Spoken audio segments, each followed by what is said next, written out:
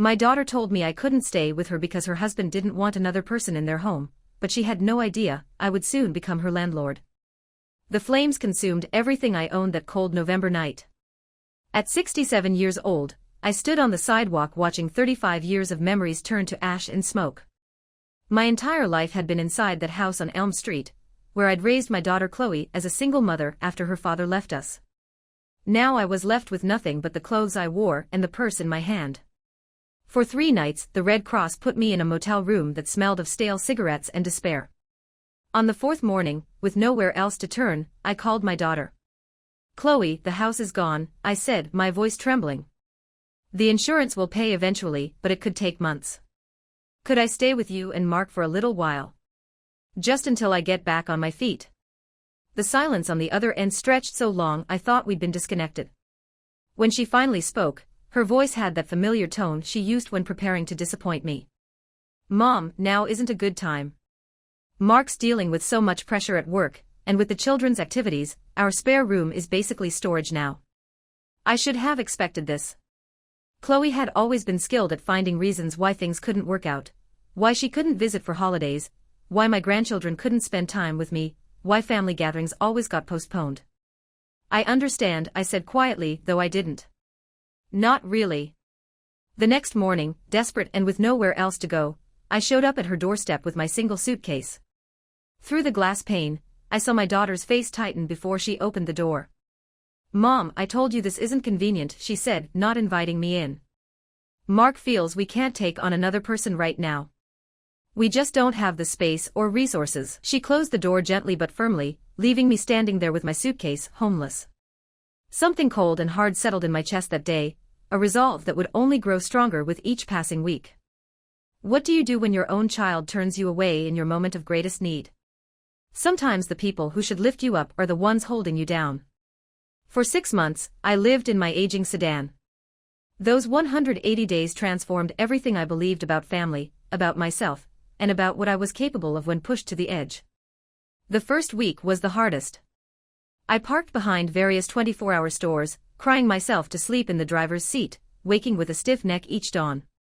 I developed routines for survival: early morning bathroom visits at fast food restaurants, days spent at the public library where I could charge my phone and maintain some dignity, evenings searching for safe places to sleep.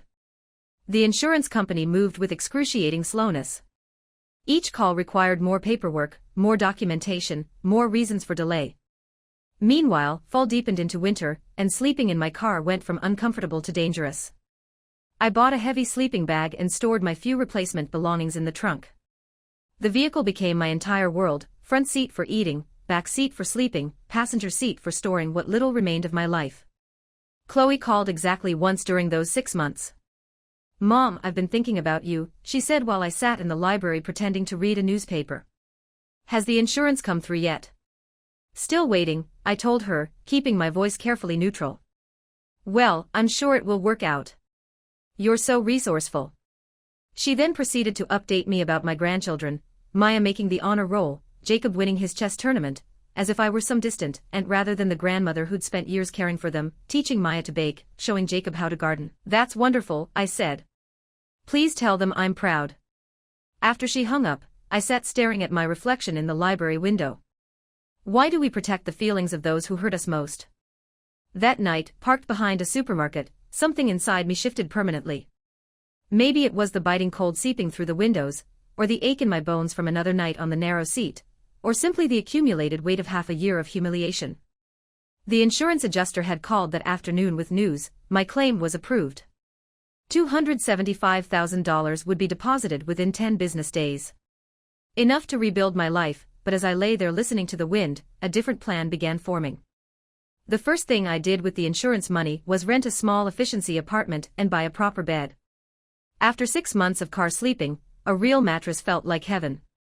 But the apartment was just headquarters for what came next. I spent my days at the county records office, learning about property ownership and real estate transactions. Chloe lived on Willow Lane in a neighborhood called Pinecrest Heights, a development of comfortable homes where young families established their lives. I'd driven past her house frequently during my homeless months, sometimes parking down the street just to watch her ordinary life continue without me. What I discovered made my heart beat faster with possibility. The house at 624 Willow Lane was owned by something called the Anderson Family Trust. Further research revealed the trust was managed by Richard Anderson, 76, who had recently moved to a care facility in Florida. His son was handling his affairs and wanted to sell all his rental properties. "It's too much to manage from across the country," he told me over the phone. "Dad owned 3 rental houses there, and I'm tired of dealing with maintenance and tenant issues."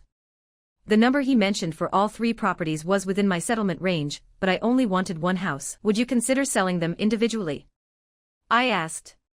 "I'm particularly interested in the Willow Lane property."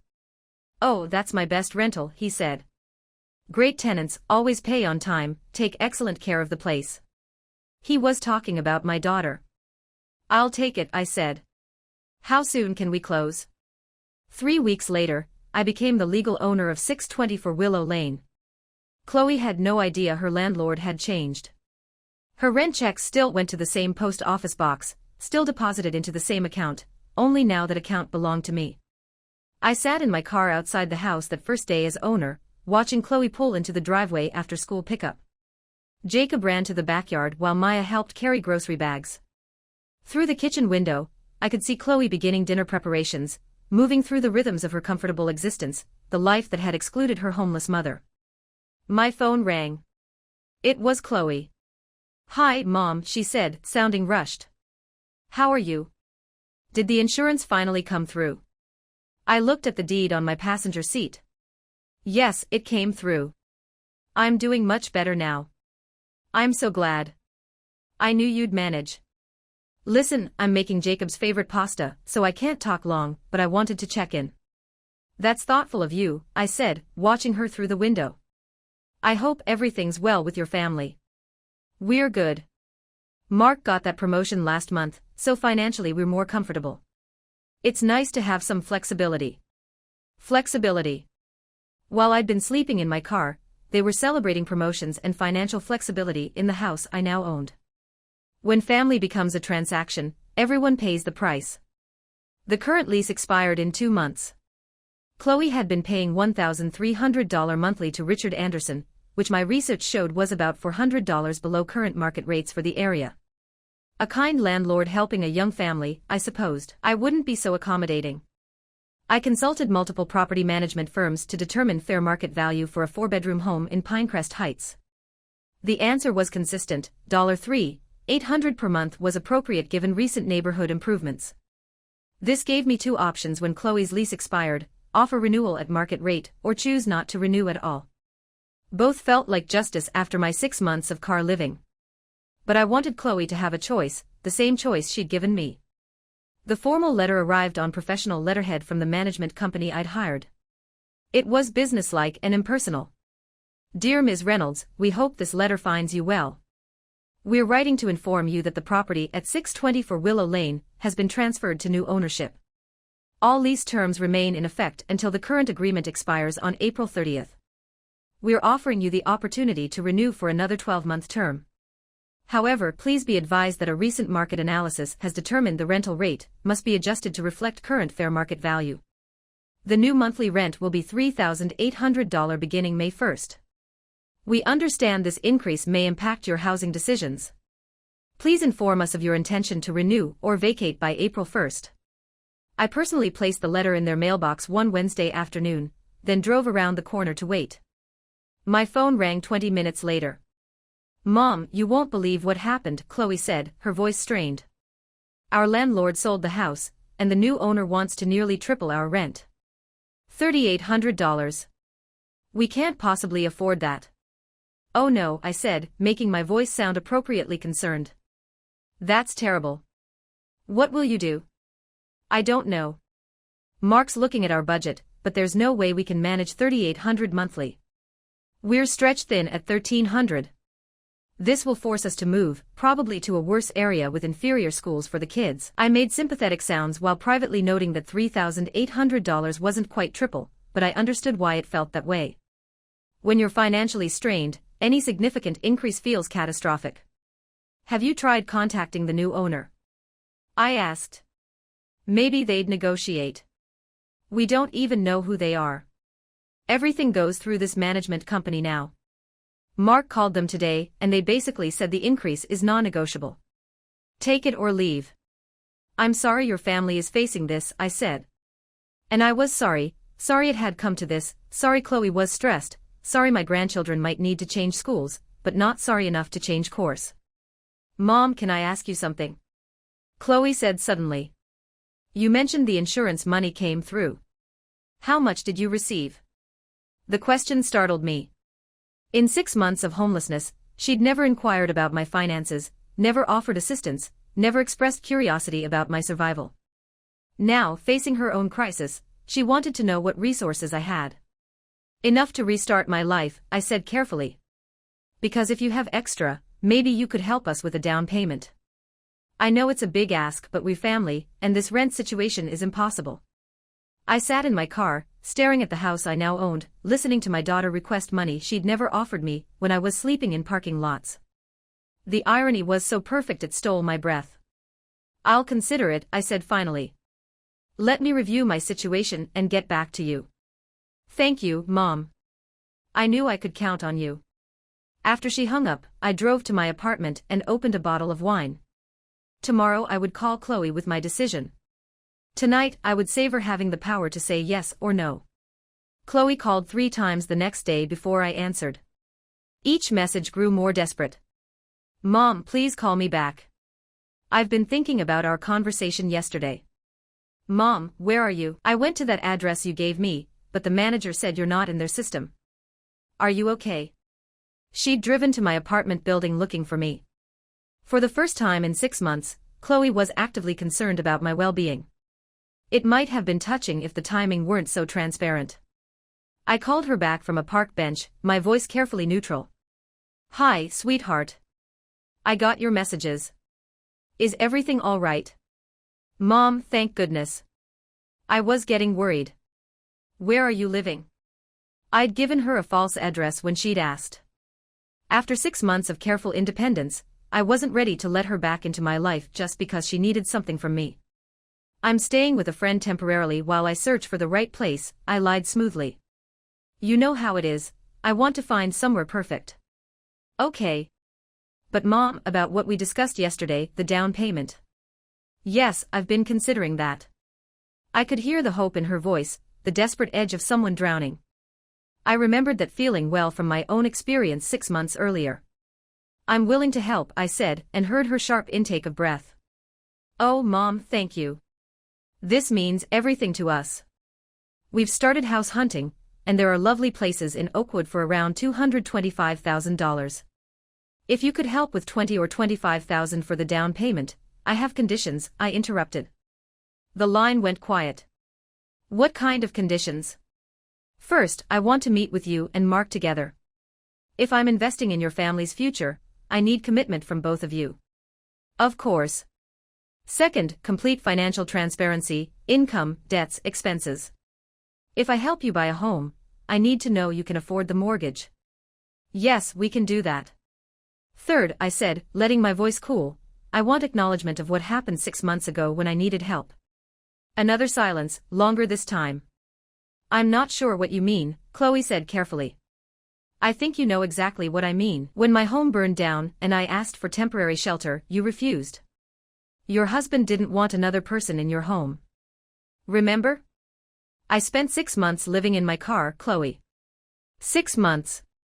While you lived comfortably in your rental, concerned about your children's schedules and Mark's stress, I was washing in gas station restrooms and trying to stay warm in a sedan. I could hear her breathing, could practically feel her searching for the right response. I didn't realize it was that bad, she said finally. You never told me you were sleeping in your car. You never asked. I should have asked. You're right. I was dealing with my own issues, and I wasn't thinking clearly. Mark was having problems at work, and I was overwhelmed with the children. And now Mark has been promoted, I said. And you have financial flexibility, but suddenly you need my assistance. Mom, please. I know I made mistakes, but we're family. Can't we move past this? The word family struck exactly as intended. For 6 months, I'd clung to the notion that family meant something, that blood relationships created obligations of care. Now I knew better. Family was conditional. Family came with terms that could change without warning. Yes, I said, we can move past it, but first we need clear understanding. When you need help, family matters. When I needed help, it didn't. That's not fair. Fair. I laughed, surprising myself with the bitterness. Chloe, fairness disappeared when you closed your door on me. But you're right that we're family. So I'm going to help you the same way you helped me. What does that mean? It means you'll manage, I said. You always do. You're resourceful. I hung up before she could reply, my hands shaking with adrenaline and something dangerously close to satisfaction. 3 days passed before Chloe called again. Her tone had changed, less entitled, more cautious, like someone finally recognizing they're on thin ice. Mom, I think we need to reset. Mark and I have been talking, and we understand that we hurt you. We were selfish when you needed us most, and there's no excuse. I was in my apartment reviewing property management reports. Yes, properties plural. I'd ended up purchasing all 3 of Richard Anderson's houses after his son made an offer I couldn't refuse. My monthly rental income now covered my expenses with surplus for investments. I appreciate you saying that, I told Chloe. We want to make things right. Would you have dinner with us tomorrow? Just the 3 of us. We'll get a sitter for the kids. We can talk honestly about what happened and maybe find a way forward as a family. I almost admired her strategy, get me in their home, make it personal rather than financial, let me see their lives up close, remind me of our connection, guilt me into helping. It might have worked 6 months ago. I'll come to dinner, I said, but I choose the restaurant. Neutral ground. Okay. Whatever you prefer. I made reservations at the Garden Bistro, an upscale establishment where dinner for 3 would cost more than Chloe's weekly grocery budget. I arrived early and requested a quiet corner table. Chloe and Mark arrived exactly on time, both dressed more formally than I'd seen them in years. Mark wore a tie but looked uncomfortable, adjusting it repeatedly. Mom, Chloe said, standing to embrace me. You look wonderful. I like your hair shorter. I'd cut my hair and bought new clothes with the insurance money, subtle changes signaling I was no longer the broken woman who'd lived in her car. I looked like someone with options now. Thank you, sweetheart. You both look nice. Please sit. The first 40 minutes were politely awkward. Updates on the grandchildren's activities, Mark's promotion, my carefully vague living situation. We ordered wine and appetizers like a normal family. I let them settle into the illusion this would be easy. Mom, Mark said finally. Chloe told me about your conversation. I want to take full responsibility for what happened when your house burned down. The decision not to help was mine, not Chloe's. She wanted you to stay with us, but I was dealing with work stress and made a selfish choice. I've regretted it daily. It was a good speech, practiced, sincere-sounding, designed to absolve Chloe while making Mark appear contrite. I wondered how long they'd rehearsed. I appreciate your honesty, I said. That must have been difficult to admit. The truth is, Chloe continued, we've both learned so much about ourselves these past 6 months, about what truly matters, about how quickly life can change, about how vital it is to care for the people we love. Yes, I agreed. Life can change very quickly. I certainly learned that. Mark leaned forward.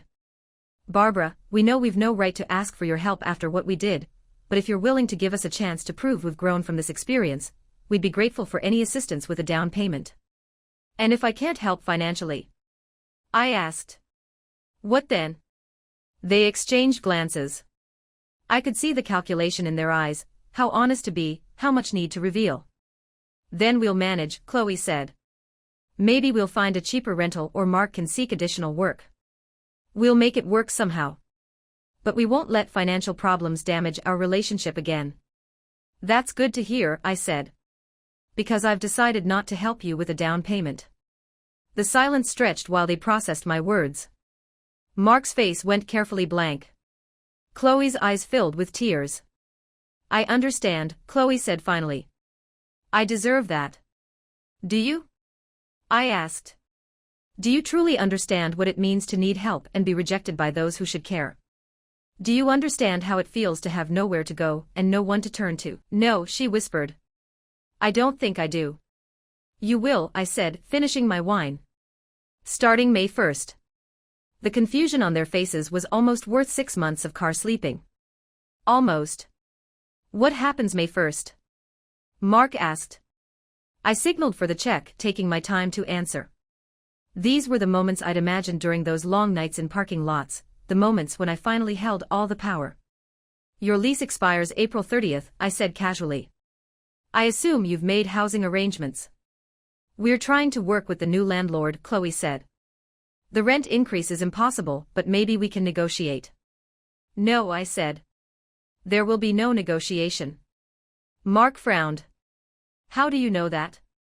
I retrieved my phone and opened my property management app, turning the screen toward them. The display showed 620 for Willow Lane with the caption, Property Overview Owner, Barbara Simmons. Chloe stared at the screen for a long time before looking up with an expression I'd never seen before, not anger, not confusion, but something closer to awe. You bought our house. I bought the house you're renting, I corrected. There's a difference. Mark had gone pale. When? About a month after you told me your husband didn't want another person in your home. Funny how money creates options you never knew existed. So the rent increase. Chloe's voice was barely audible. Market rate, I said. $3,800 monthly is actually quite reasonable for a 4-bedroom in your neighborhood. I had 3 property management companies verify that price. The server brought our check. I paid with cash, leaving a generous tip. I don't understand, Mark said. If you had enough to buy rental properties, why didn't you just rent an apartment 6 months ago instead of asking to stay with us? Because I thought family meant more than money, I said. I was mistaken. Chloe was crying now, mascara streaking her cheeks. Mom, please. I know what we did was awful, but making us homeless won't fix anything. The children will have to change schools. We'll lose everything. You won't be homeless, I said. You'll figure something out. Remember, you're resourceful. You always do. I stood, gathering my purse and coat. You have until April 30th to decide whether to pay market rate or find other housing. The choice is yours. What if we pay the $3,800? Mark asked desperately. Would that be enough? Would you forgive us then? I considered the question seriously. Forgiveness isn't something you can rent, Mark. It's something you earn through actions, not payments. You had 6 months to show me what family meant to you. This is me showing you what it means to me. You can't do this, Chloe said, standing suddenly. This is vengeance, not justice. You're punishing innocent children for their parents' mistakes. I'm not punishing anyone, I said calmly. I'm a landlord charging market rate for my property. If that feels like punishment, perhaps you should examine why. I walked toward the exit, then turned back. Oh, and Chloe, if you decide to stay and pay the increased rent, I'll need first month, last month, and security deposit by April 15th, standard procedure for all my tenants. I left them at the table, knowing they were doing the math, $11, $400 upfront to remain in the house, plus $3,800 every month thereafter. On Mark's salary, even with his promotion, it would be financially impossible. Driving to my apartment, I felt something I hadn't experienced in months, complete control over my life.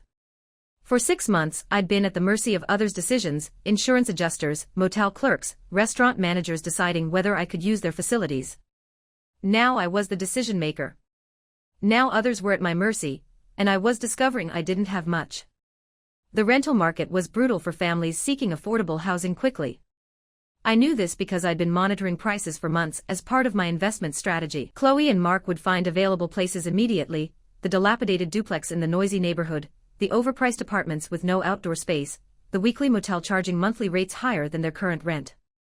They'd also find nice homes with long waiting lists or income requirements they couldn't meet, or landlords preferring tenants without children. By mid-March, Chloe was calling twice weekly with housing search updates, each call more desperate. Mom, we found a 3-bedroom in Brookside, but they want first month, last month, and 2 months security. That's over $9,000 up front. We don't have that. That's unfortunate, I said, not mentioning I could write that check without affecting my budget. There's a place near the highway that would work, but it's so loud, and Maya has trouble sleeping with noise. Children adapt, I said. I'm sure she'll manage. We looked at a townhouse on Grant Avenue, but the neighborhood. I don't feel safe having the kids walk home from school. Perhaps you could drive them. Each conversation followed the same pattern, Chloe describing their impossible situation, me offering practical but useless suggestions, neither acknowledging the obvious solution. I had the power to fix their problem with one phone call authorizing a rent reduction, or allowing them to stay at their current rate. I didn't make that call. Instead, I drove past Willow Lane regularly, watching their increasingly frantic activity. A for sale sign appeared, then vanished. Moving boxes appeared on the porch, then disappeared inside. I saw Mark loading their cars one weekend, then unpacking everything Sunday evening. They were growing desperate, which meant they were growing careless. On March 28, Chloe called with the proposition I'd anticipated for weeks. "Mom, I need to ask you something, and I want you to promise you'll at least consider it before refusing." "I'm listening." "What if we repaid you? What if you let us stay at the current rent, and we paid you the difference, $500 monthly with interest? We could treat it as a loan." It was actually a reasonable proposal from someone recognizing their landlord was their estranged mother rather than a corporation. Chloe was finally acknowledging our real relationship, instead of hiding behind professional property management fiction. "How long would this arrangement last?" I asked. "I'm not sure. A few years until Mark advances further or the children are older and I can work full-time. We just need some financial breathing room to recover." Breathing room. The same phrase she'd used months earlier describing their improved finances after Mark's promotion. While I'd been living in my car, they'd been enjoying breathing room. "Let me think about it," I said. "Thank you, Mom. I know it's a big request." "It is a big request," I agreed, especially from someone whose husband didn't want another person in their home. "Mom, please don't, I'll give you my answer tomorrow." I hung up and sat in my apartment reviewing financial statements. The rental properties generated more income than I needed. My insurance settlement grew steadily in conservative investments.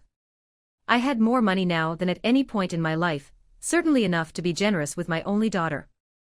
But generosity hadn't been Mark's first instinct when I needed help. Family loyalty hadn't motivated Chloe to offer me temporary shelter. They'd chosen their comfort over my welfare without hesitation. Now they wanted me to choose their welfare over my sense of justice. That night, I drafted 2 different responses, one generous and forgiving, one honest about my feelings and firm about boundaries. In the morning, I would decide which version of myself I wanted to be. I chose honesty. "Chloe, I've considered your proposal carefully, and my answer is no. You and Mark will need to find other arrangements by April 30th. The phone silence lasted so long I wondered if she'd disconnected. When she finally spoke, her voice was hollow with shock. "You're really going to make your own grandchildren homeless?" "Your children won't be homeless any more than I was homeless," I said. "You'll find somewhere for them to live, just as I did." "Sleeping in parking lots isn't finding somewhere to live, Mom. It's surviving." "Yes," I agreed. "It is. And you're resourceful people. You'll figure out how to survive, then how to rebuild, just as I did." "This is insane." Mark's voice came through suddenly. "Barbara, this is Mark. Chloe put you on speaker. What you're doing to our family is cruel. I understand you're angry about what happened when your house burned down, but destroying our children's stability won't change the past." "I'm not destroying anything," I said calmly. "I'm operating a rental business according to standard market practices. If that seems cruel, perhaps examine why standard business practices feel vindictive when applied to your family." "Because you're not really our landlord," Chloe said, her voice breaking. "You're my mother, and mothers don't evict their children." "Children don't abandon their parents either," I replied. "But here we are." "So this is permanent?" Mark asked. "No matter what we do, no matter how we apologize, you'll never forgive us." The question struck deeper than expected. Was this permanent? Was I committed to estrangement from my only daughter and grandchildren forever? Or was I simply establishing boundaries that hadn't existed before? "Forgiveness and consequences are different," I said finally. "I can forgive you for selfish choices while still requiring you to face their results." "What results?" Chloe demanded. "We apologized. We admitted we were wrong. What more do you want?" What did I want? For 6 months, I'd focused on having power to refuse Chloe as she'd refused me. But power without purpose was just cruelty. And I wasn't sure I wanted to be cruel. I want you to understand what it means to truly need help, I said. The way I needed it 6 months ago. I want you to experience how it feels when people who should care choose not to. And then what? Mark asked. When we've suffered enough to satisfy you, then what? Then perhaps we'll have a foundation for a real relationship, one based on mutual understanding rather than one-sided obligation. This is crazy, Chloe said. You're talking like a therapist, not my mother.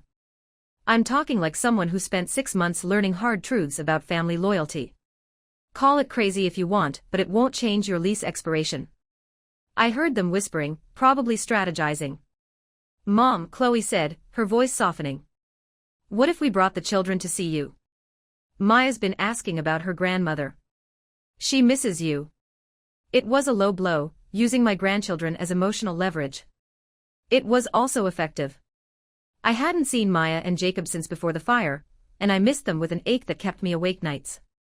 The children are always welcome to visit, I said. My relationship with them doesn't depend on where you live. But it does depend on their stability, Mark said.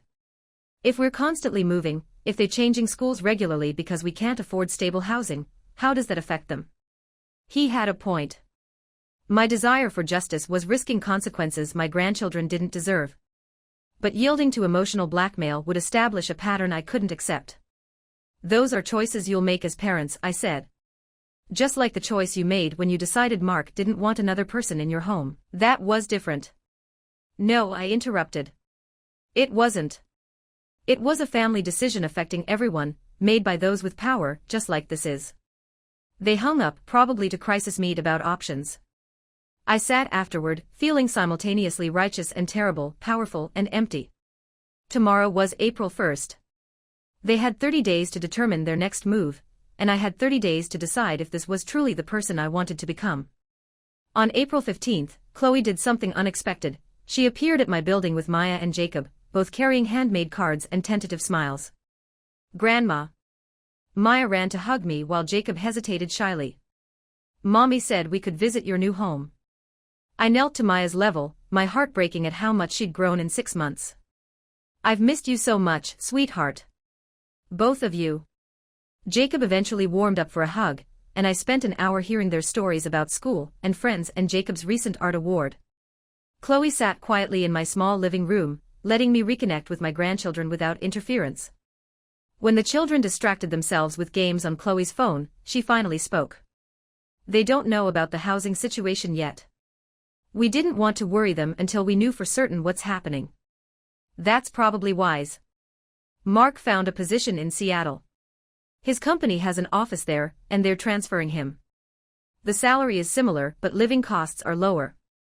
We could afford a nice place there, good schools for the children. Seattle was 700 miles away. Far enough to begin completely anew. Far enough that spontaneous grandchild visits would be impossible. When would you leave? I asked. Next week. The company is covering relocation, and Mark's sister lives there, so we'd have family nearby while settling. I watched Jacob showing Maya something on the phone, their heads together. My grandchildren, daily presences in my life for years, would become occasional voices on calls and faces on screens. How do you feel about that? I asked Chloe. Relieved, mostly. Seattle feels like a fresh start. No more rent stress or landlord issues. She paused. And honestly, no more guilt about what we did to you. Running away doesn't erase guilt. No, but it makes it easier to live with. She looked around my apartment. You've done well for yourself. This is nice. Thank you. I keep wondering how things might have differed if we'd made different choices last November. I've wondered the same, I said. If Chloe had welcomed me 6 months earlier, would I have remained the grateful mother dependent on my daughter's goodwill? Would I have ever discovered my own capacity for independence and financial success? Different choices create different consequences, I said, not necessarily better ones. Do you truly believe that? Do you think we're all better off this way? I watched my grandchildren playing, oblivious to adult complexities reshaping their world, and tried to give Chloe an honest answer. I think we're all more honest this way. 6 months ago, I believed family meant unconditional support. You believed it meant occasional obligation when convenient. Now we both know where we actually stand. And where do we stand? We stand where we choose, I said. Geography doesn't change that. Chloe called Maya and Jacob over. Time to go, guys. Say goodbye to Grandma. More hugs, more promises to call and visit, more hearts breaking quietly while maintaining cheerful faces for the children. At the door, Chloe turned back. Mom, I want you to know I understand why you did this. I don't like it and don't think it was necessary, but I understand. Good. Understanding matters more than liking. Will you be okay? Living alone, I mean, will you be happy? I considered my new life, the rental properties, the financial independence, the quiet apartment that was entirely mine. The freedom to make choices based on my needs rather than others' expectations. I'll be fine, I said. I always am.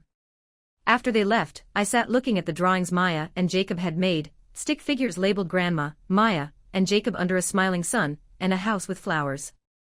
The house in the drawing resembled nothing at 624 Willow Lane. 2 weeks later, I received a text from Chloe with photos of their new Seattle home, a cheerful yellow colonial with a large backyard and a tree swing. The children looked happy, already making friends. We're settling in well. Kids love their new school. Mark's job is going great. Thank you for forcing this move. I think we needed it more than we realized. I stared at that message. Chloe was thanking me for evicting her family, crediting me with pushing them toward a better life. It was either remarkable emotional growth or skillful manipulation to make me feel better about my choices. Probably both. I typed and deleted several responses before settling on, I'm glad you're happy. Send more pictures when you can. 6 months after my house burned down, I owned 3 rental properties, had sufficient money to live comfortably forever, and had successfully taught my daughter about consequences and family loyalty. I'd also lost daily access to my grandchildren and any illusion that family relationships could survive everything. Some victories, I was learning, cost more than defeats. But as I sat in my apartment that belonged entirely to me, in a life I'd built entirely through my own choices, I couldn't regret the fire that started it all. Sometimes the best thing that can happen is discovering your strength when everything turns to ash. From the ashes of loss, we build our truest selves. Now I'm curious about your experiences. Have you ever had to stand up to family who let you down? Have you discovered your own strength through hardship? Share your story in the comments, your voice might help someone else. If this story resonated with you, please like this video and subscribe to Winds of Thought for more real accounts of courage and transformation.